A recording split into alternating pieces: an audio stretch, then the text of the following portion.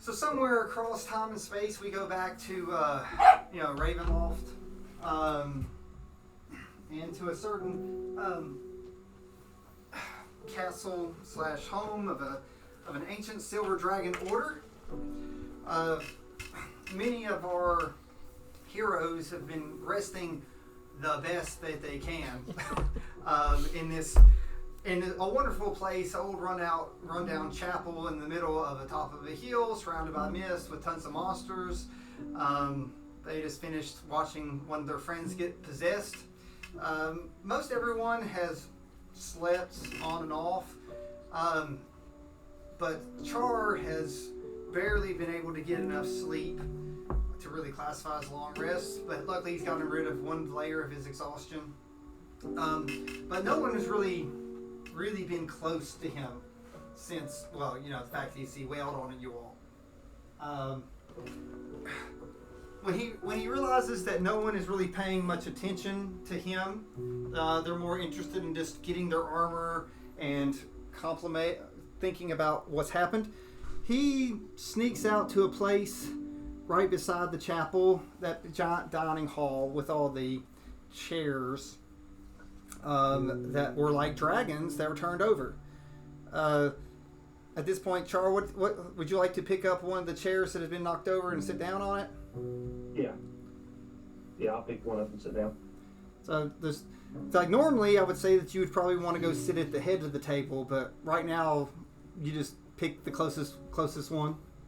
Yeah. So again, you sit there.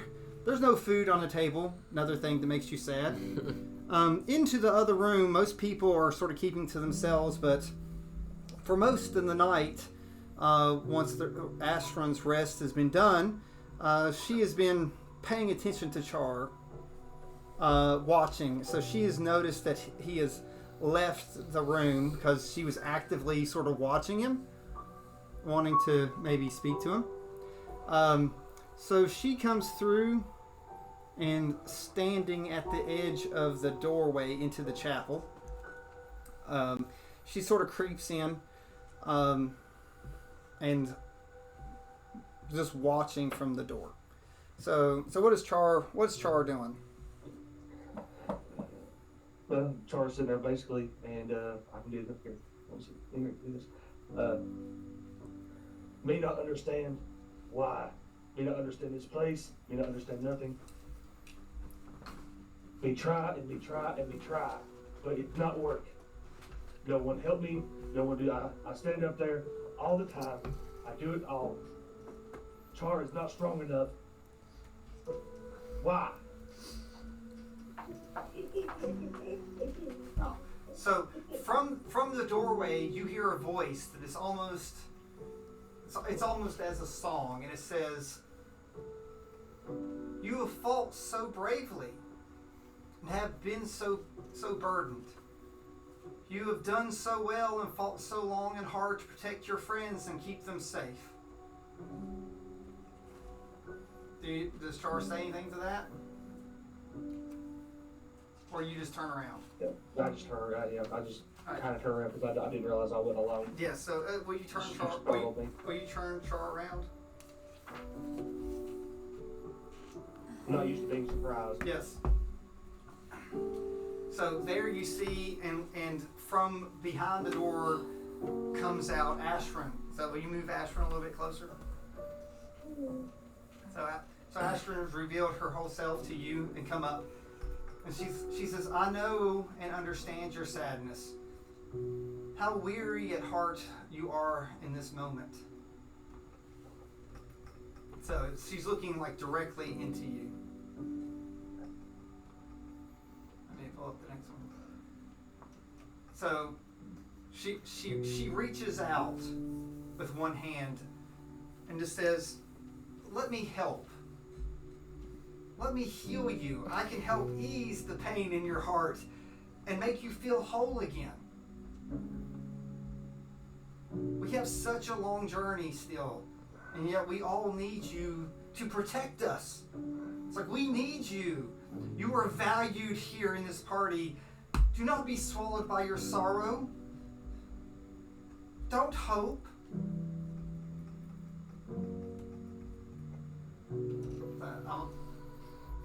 And from there, if I can get to the next thing to read, she holds out the other hand and holds out her disc. Her black disc surrounded by purple. She says, there is no hope here. We must take action and move forward through letting go. She says, let me help you. Let me take what's holding you back. She says, this disc has the healing power that you need. And your faith in me and your companions can get us all through this with your strength. Lay your hands on this disc and let me set you free, and we will overcome this darkness.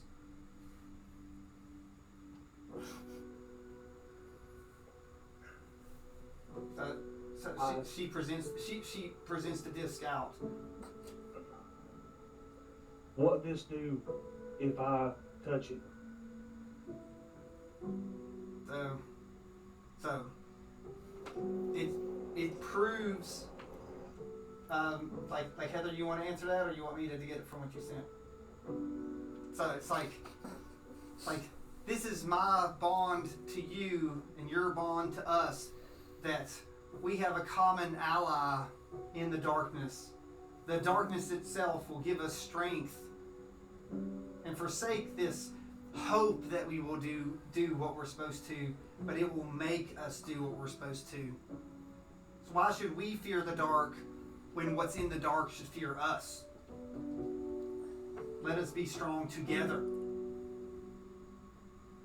You see Char's face kind of perk up when she says that about the dark. I can just see his ears.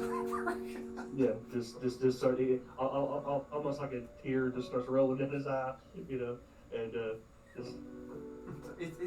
The mist is getting to your eyes. Yes, and so if Char accepts this, then it make Char more powerful, and Char be able to do what Char need to do. It's like why does Char need to hold himself back with this false hope when Char has everything he needs? It's like, so believe in Char and believe in Shar, that we may be what everything's afraid of in the dark.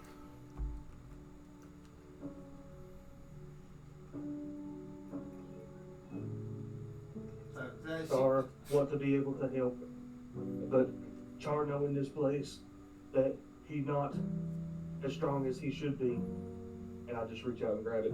All right. So Ashrin puts her hand on top of your hand, mm-hmm. and says, we will not be afraid of the darkness. It's like we let go of our sorrow and our fear and our hope, and we become the best of the darkness for the strength. So, and at that point, Char forgets about his losses, forgets about that. He just sees it as, you know, I got knocked down and I got put back up, and I'm still here, and I will still be here.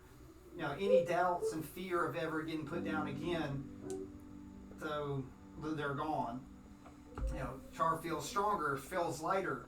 All your levels of exhaustion are gone because the weight of your body is healed and your mind has been lifted. So Ashrin. So Ashrin. Can Ashrin give him a big hug? Sure. So you come up and you embrace him. We're not going to use hugs, two guys.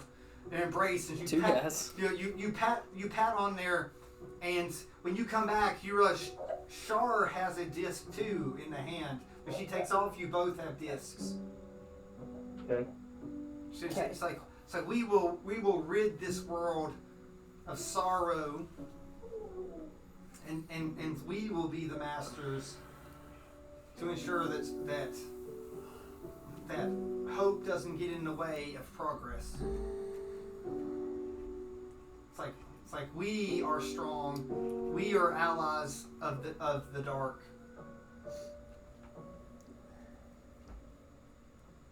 So I'm just gonna lean over and just get in Char voice. I am the darkness.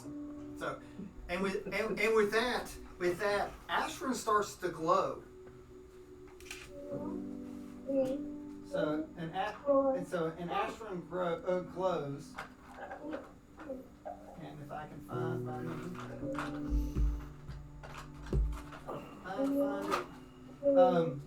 so when she starts glowing with a purple hue, what do you do, Char? Starts going with a purple hue.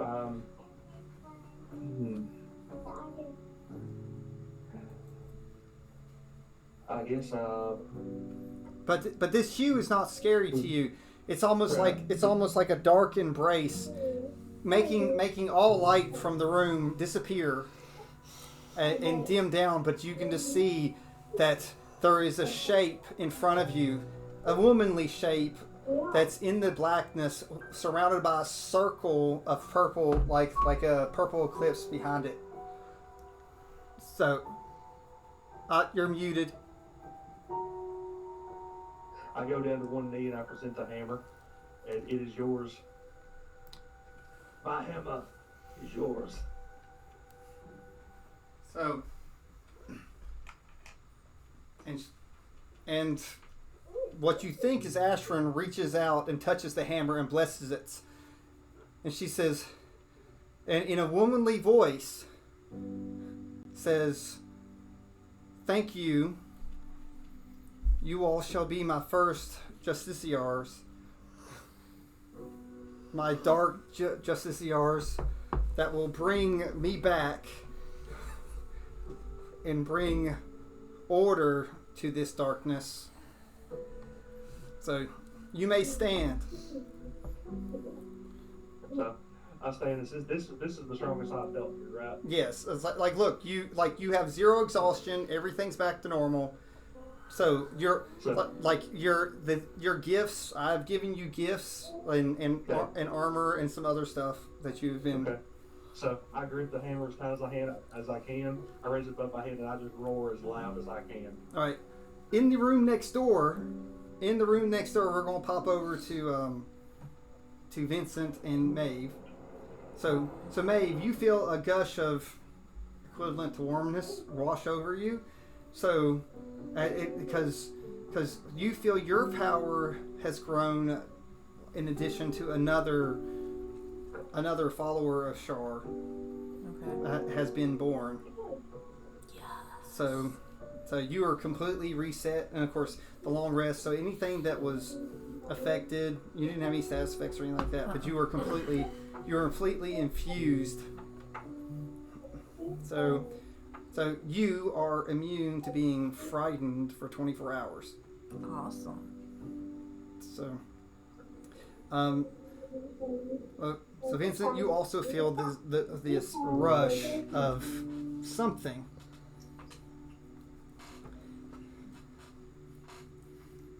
Okay. Well, that's something. Do you want to roll insight or perception? 24 perception. So at this point, you realize that Shar and Astron are out of the room, but when you look with the door slightly cracked, it's nothing but dark there. But when you turn and look, you feel a warmth behind you. Okay. So you turn towards the warmth. Yeah, I'll turn around. So you turn and you see Carl, that is down on one knee at the altar praying. I had a dream about the altar. And you had a dream about the altar. I'll go check the altar out then. So when you come through here, when you step in there, there's light coming from the broken trees coming through. It's almost as if that is some type of cool light, but it's not unpleasant. It's like that you step in. You also don't know how the light's coming in because there's no moon. So do you want to come up and look around the altar? Yeah, I'll check it out. Okay. So do you want to do an investigation? Not very good investigation. So you look around and you're sort of confused. You know, why would I go here? So go through. Then you think, well, maybe it looks solid. Mm-hmm. Like I said, it looks solid, but like, well, there's nothing. Look, there's not really words, but you see a couple symbols, of course. You see a symbol of a dragon, so it's in the shape of a silver dragon. Of course, you know, the head and stuff like that. What do you want to do with that symbol? Does anything look like, is it carved into the floor, or is it like painted? It's on the. It's just there's one. There's like it's just. Normally someone would be standing up there and it's just right there. Okay. It almost shimmers when you look at it, like a silver. It's like silvery outlined, almost like a constellation. I'm bad at it, but I'm gonna try to do an arcana, I guess, and see if it's Okay. any magic at all. 17. So you hear a voice from inside your head. Okay. So it's your gold dragon. So what do we name him? Cinder. Cinder talks and goes, I feel a kindred spirit inside that altar. Okay. Is there like, is it just one solid piece, or does it look like I can move it? It seems solid. The only thing that's there is that symbol. I guess I'll touch the symbol. So you reach out and you touch the symbol, and from you, golden flames that come out of Cinder throws you. It's like your hand. It's like all your bones become golden and stuff and come through, and you touch that symbol, and from there the gold leaves your fingers while you're holding it, but then they come back silvery and come into you, and you can feel it touch your heart. From where you felt fire from the gold, you now feel coolness in addition to fire and cold. And when you take your hand away, the thing slides down and there is an egg. Yeah.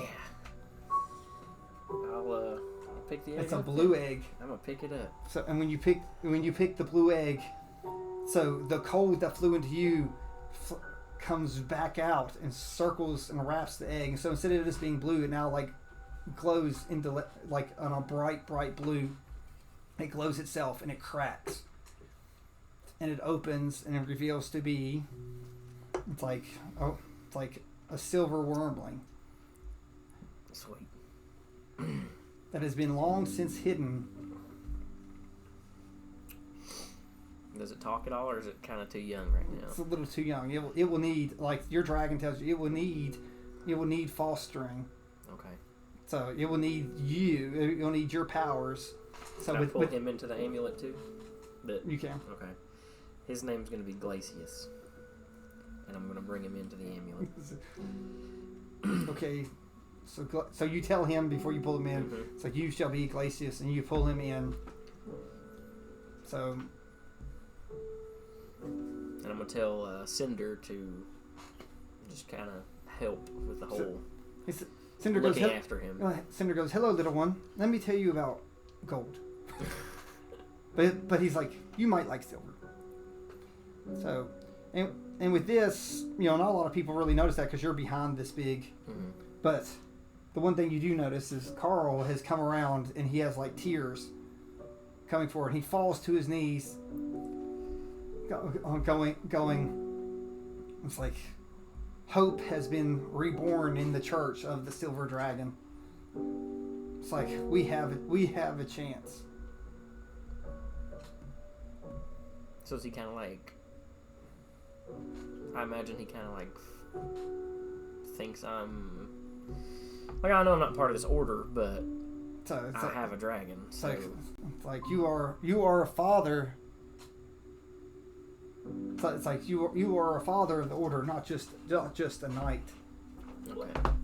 So we're gonna pop back over. It's like, Maeve, since you're here, like everyone else is sort of in their own little world. You were drawn up here, and so you feel Ashran, and you feel Ashran's presence that is gone, and it's been replaced by something else. And you hear a great voice in your head. It says, "Come, my."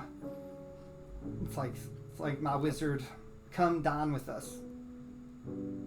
I'm gonna go in there. So you come in, and again, you do not see Ashran, but you see Char with this purple and black armor, and his weapon has been changed.